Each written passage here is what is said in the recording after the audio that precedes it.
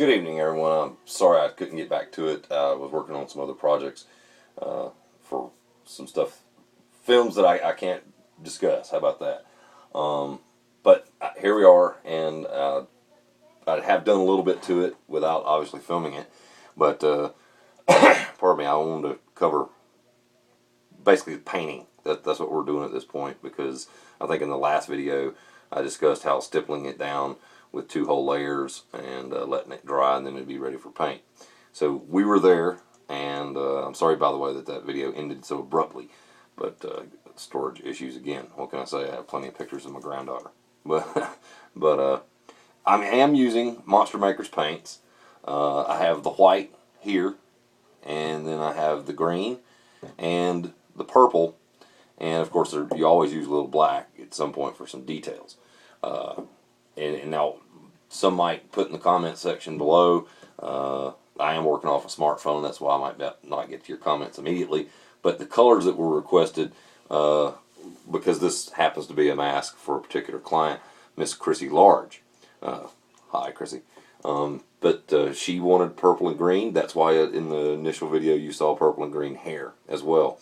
Now, in this, I was going to show off rather some...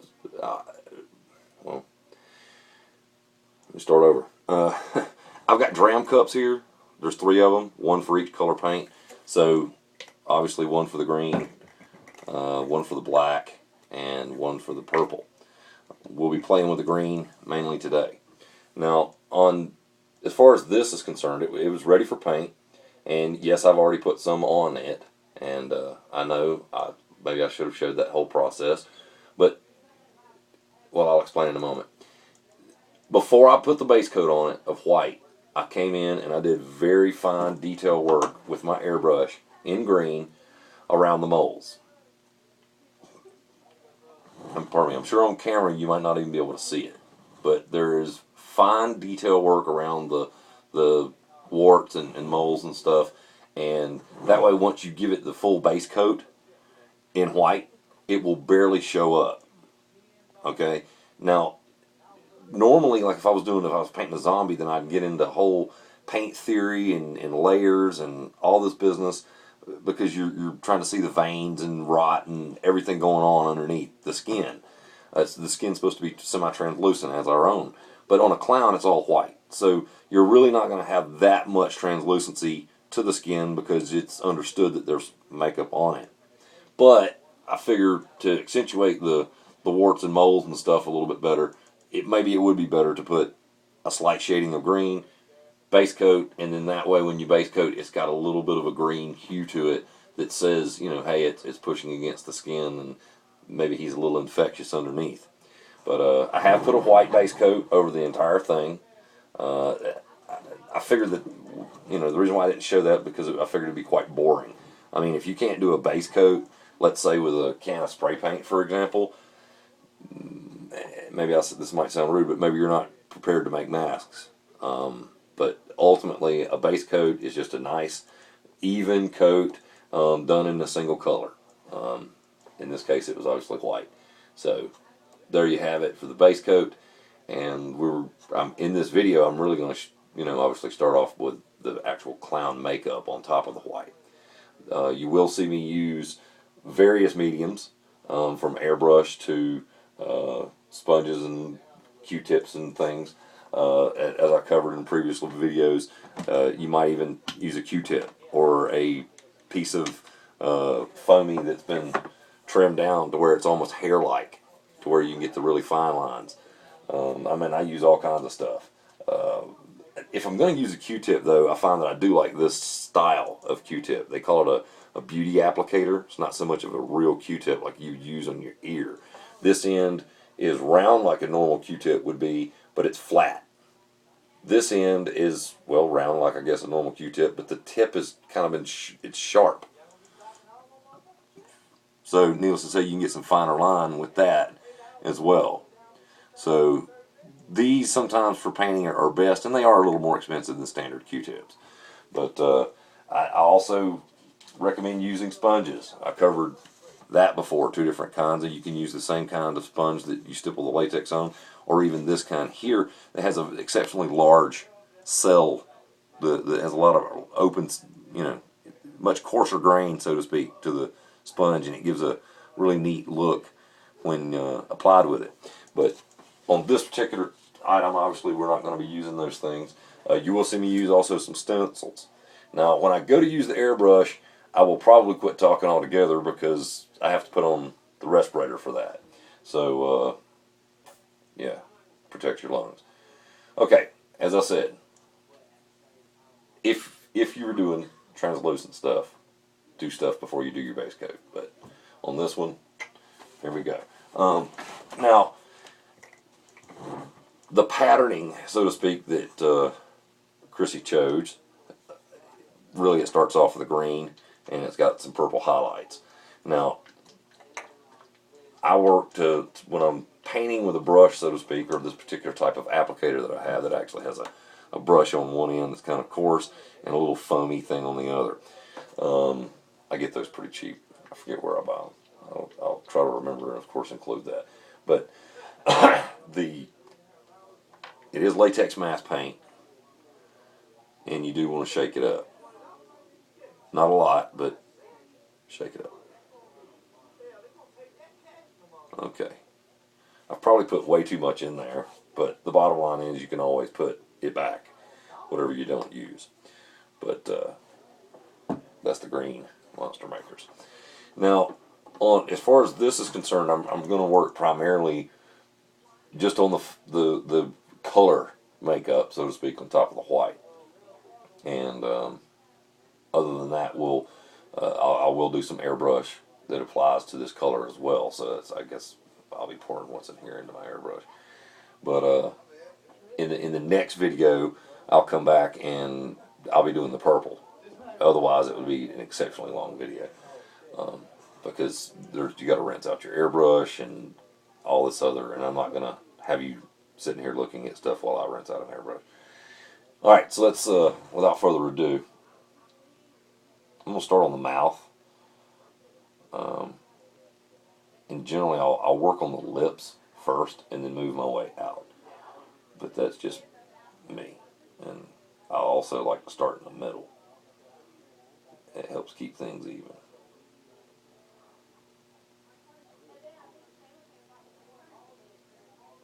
And the sponge applicator piece on this, I mean, with them being so inexpensive, is a rather nice applicator. It works really, really well. Now, you needn't expect fine lines out of it. This is, so to speak, the quick and dirty side of painting this, because it covers a lot of ground quick. If you're looking for a crisp line, it'll do it, but it won't do or if you're looking for a hard edge, rather, it'll do it. But if you're looking for a hairline, it's no.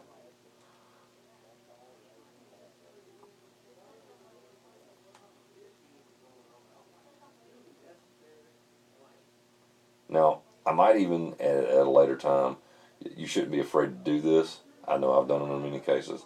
I haven't made a mistake yet, so to speak. But the point is you might find yourself getting another dram cup and even put a little white in there. Because then that way, if you do make a mistake, you let your mistake dry first. Then you can actually come back and apply a little white wherever your mistake's at, and it will cover it up. Because I mean, latex is naturally thick, so you may have to do it multiple times depending on the color. I mean, the darker the color, the harder it is to hide. But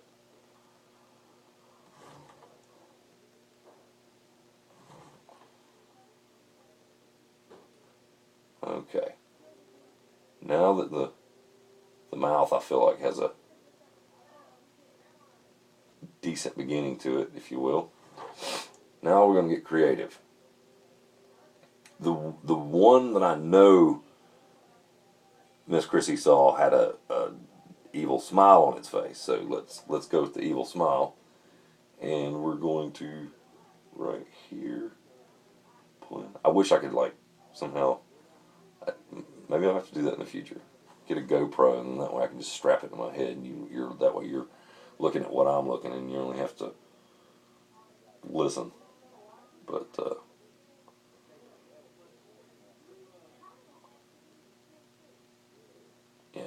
for the sake of this, I need to be looking at, sorry about the dogs, I need to be looking at what I'm doing as opposed to you seeing what I'm doing.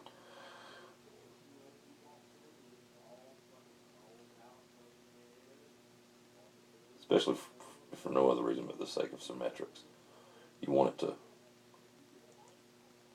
I mean, clown makeup, especially askew clown makeup, is a little more scary than other styles, but the point being, it still needs to be a little semi-straight.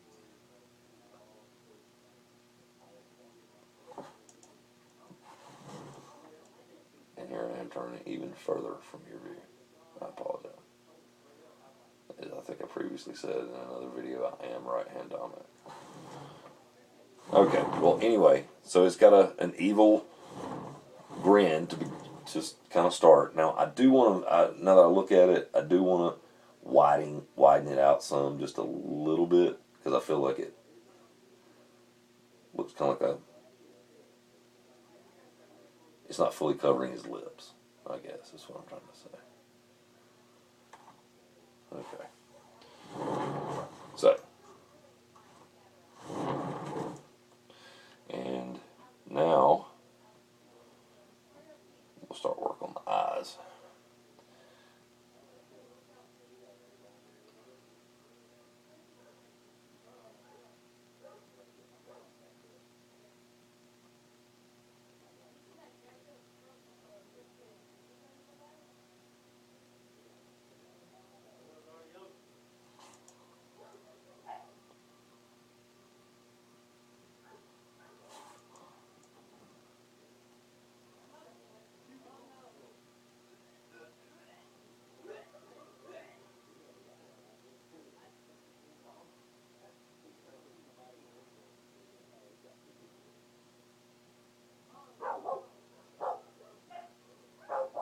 And if you can hear that, yes.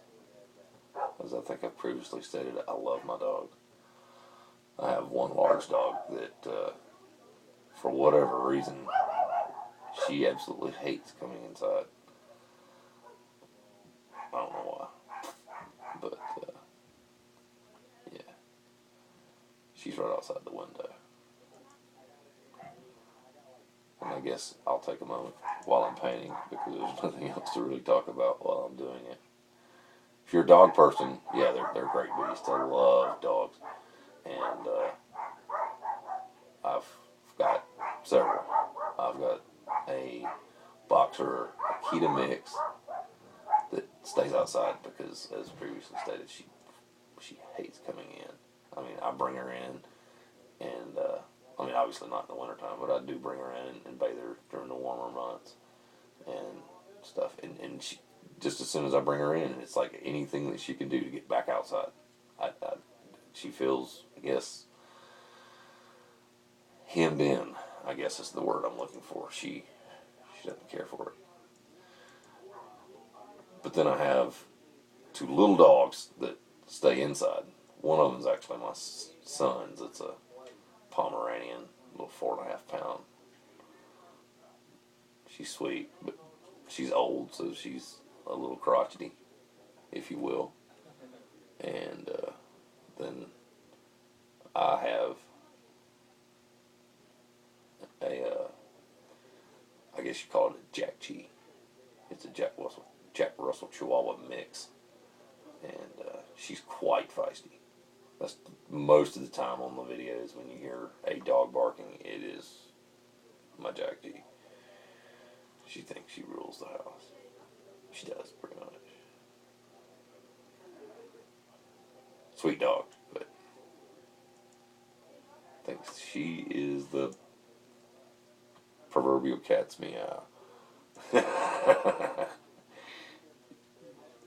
Never try her for the world, though.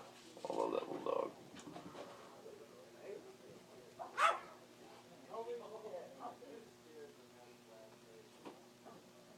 I've had cats. I dig cats. They're cool. Just not quite as cool as a dog. A dog, to me, there's never really a question about. I don't know. I like cats' independent nature. It kind of very regal and whatnot. But at the same time, when you want to pet them, and I'm speaking gospel when I say this, when you want to pet them, they're kind of the mind that, oh, you want to pet me? Well, you come over here and pet me. Or I'll come to you when I get good and ready for you to pet me. And I don't know. Dogs just seem a little more loyal. Dogs, I've never heard of a cat. I mean, I'm sure there's been cases, I don't watch that much of YouTube, but I'm sure there's been cases where there's been individuals that may or may not have been saved by their cats, but certainly a dog is more apt to do that. And besides, I have to say, for whatever luck, I seem to have bad luck with cats. It's like every time I get a cat that I like, and I dig males mostly, but because the females just seem to get a little bitchy, but they for whatever reason the males, it's like they, I get them fixed, but they still want to roam a little, and I live in a very rural area, for lack of a better way to put it, and just I've lost too many. Let's put it that way. There's been too many instances where I let them out to go use the bathroom or get some sun, chase mice, do their job, so to speak, and they don't come back. And it's not my dogs, because Mocha, the Akita Boxer mix that's outside, she don't mind cats. So,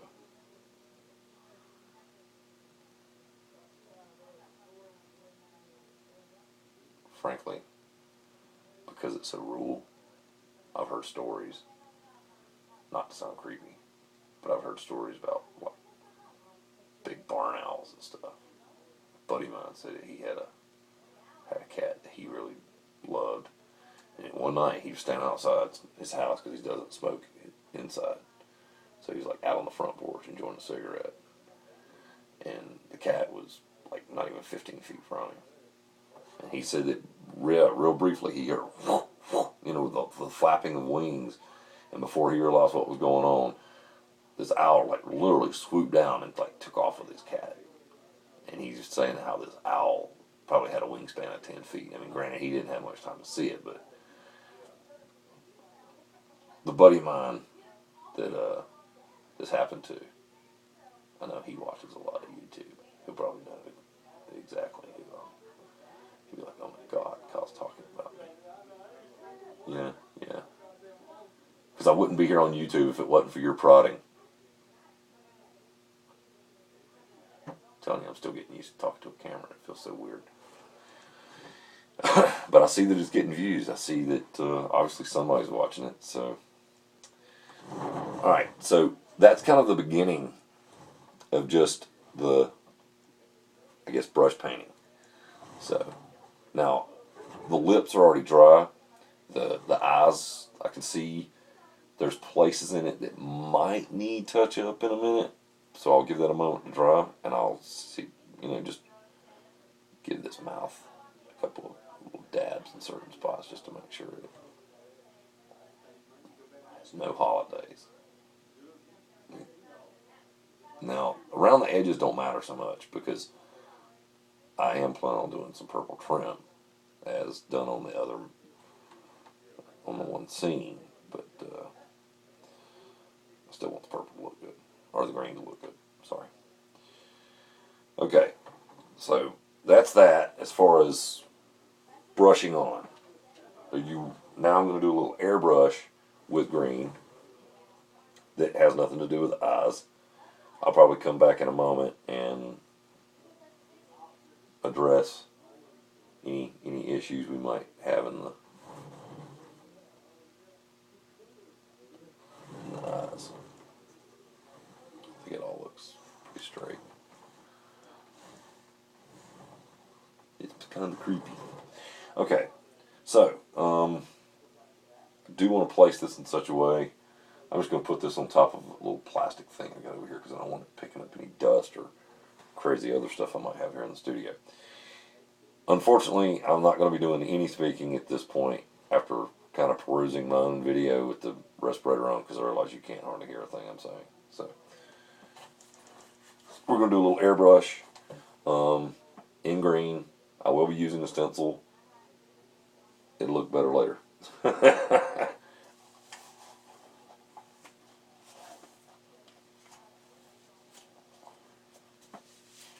And I want to go ahead and preface, if at any point while I'm airbrushing that the air compressor kicks on, it's going to be very loud. So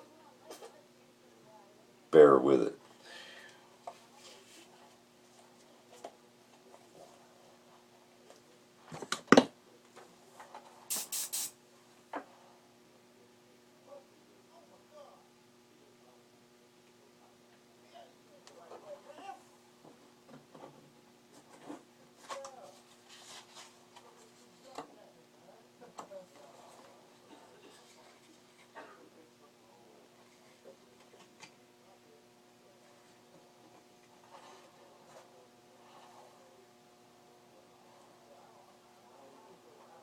Yeah, it's kind of hard to manipulate when you're trying to do something with both hands.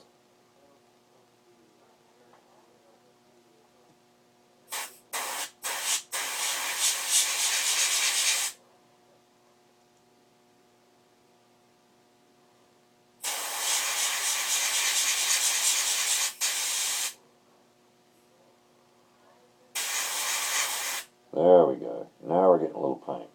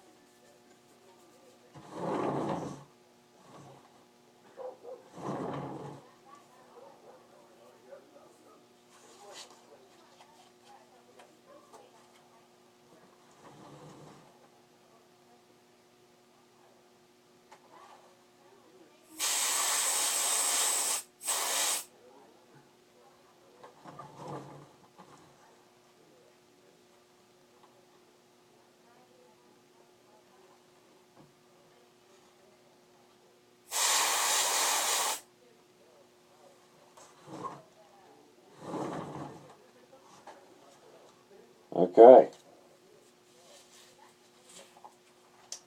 Alright, so did I get any green paint on my hands? Yes, I did, but that's kind of run of the mill with stencils.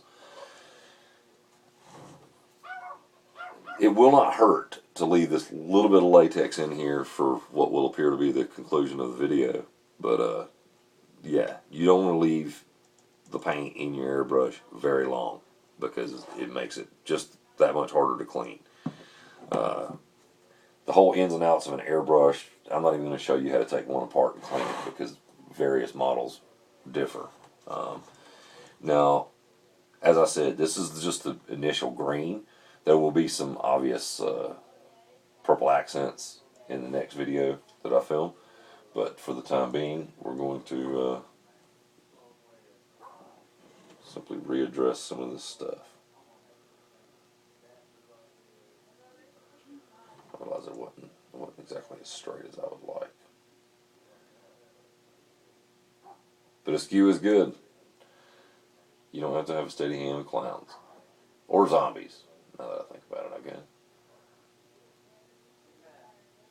Like people. Zombies are like snowflakes. Each one's different. So it's kind of hard to mess up something that's basically messed up, right? Sure, that'll probably be the next thing to roll across the comments. Yeah, make a zombie man. They're always so popular. Yes, zombies and clowns. I do a lot of zombies and clowns. I like monsters. Maybe I'll do some monster ones soon. Usually, if I'm doing something that I really dig, it's going to be some sculpting. So you would see video of me sculpting. Um, but I realized that in some cases, I really get quiet doing that, and that just can't be entertaining. Plus, I don't know that you would learn that much because, to me, molding and casting can be taught. Um, the teaching or painting techniques, I feel like can be taught. Sculpting, I'm sure it can be taught. I know it's taught in some art colleges like SCAD, but short of teaching someone how to sculpt hands on, I don't know how to teach somebody to sculpt. It's kind of an intuitive thing. I mean, I find it helps if you start with the bone structure. If you can imagine the bone structure of a particular monster, and then you imagine the muscle structure on top of the bone, and then of course imagine the flesh on top of the muscle, and then of course you have to contemplate the skin textures. I mean, is it scaly? Is it hairy? Is it so on? But that's the way you need to contemplate as you're sculpting, if you choose to tackle that. Now there's various forms of clay. Maybe I'll do a video about that soon. But anyway, so the initial layer of green is on. It's thick enough that I can't imagine that it would need a second coat. Sometimes with the base coat, the white that I initially put on, sometimes you'll want to do a second coat on that, depending on what it is you're trying to cover up. But yeah, this green's stout enough. On top of that white, it has enough decent contrast that it shouldn't need any.